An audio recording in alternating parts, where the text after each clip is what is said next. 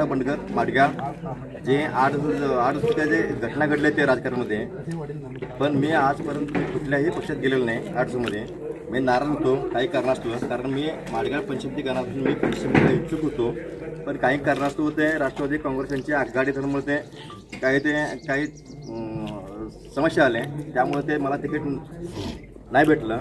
त्यामुळे मी घरी शांत होतो, मी कुठल्याही पक्षात गेलेलो नाही. काही बरेच लोक भाजपचे लोक आमचे घरी आले, फोन केले, काही ऑफर दिले, पण तिकीट मिळालं, पण तरी मी शांत बसलो. कारण माझ्या कार्यकर्ते व माझे ते मित्रपरिवारांना सगळ्यांचं मी मिटिंग घेतलं.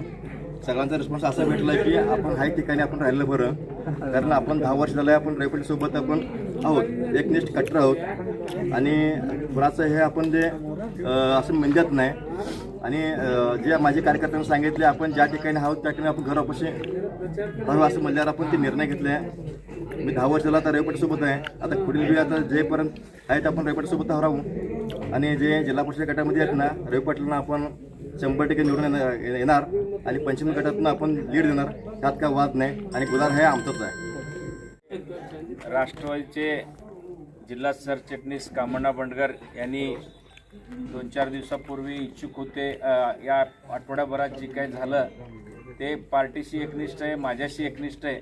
म्हणजे पंचायत समितीची संधी त्यांना मिळालं नाही, याच्यासाठी मी वरिष्ठ विक्रमदादा असतील, विलासराव जगतापसाहेब असतील आणि पार अगदी राष्ट्रवादीचे आपले नेते सुनेत्राताई असतील यांच्याशी मी विनंती करून एक कट्टर कार्यकर्ता आणि आपलं पंचायत समिती आढळपूर जिल्हा परिषद गटामध्ये नसून पूर्ण तालुक्यात कामण्णा बंडगरचं नेटवर्क सगळीकडे आहे. कामण्णाला काम करण्यासाठी एक मोठं पद आपण भविष्यामध्ये कामण्यासाठी आपण प्रयत्न करून राष्ट्रवादीच्या माध्यमातून, महाविकास आघाडीच्या माध्यमातून या ठिकाणी कामण्याला एक समाधानकारक असेल एक समाजामध्ये याच्यामध्ये काम करण्यासाठी एक मोठं पद भविष्यामध्ये आम्ही देणार.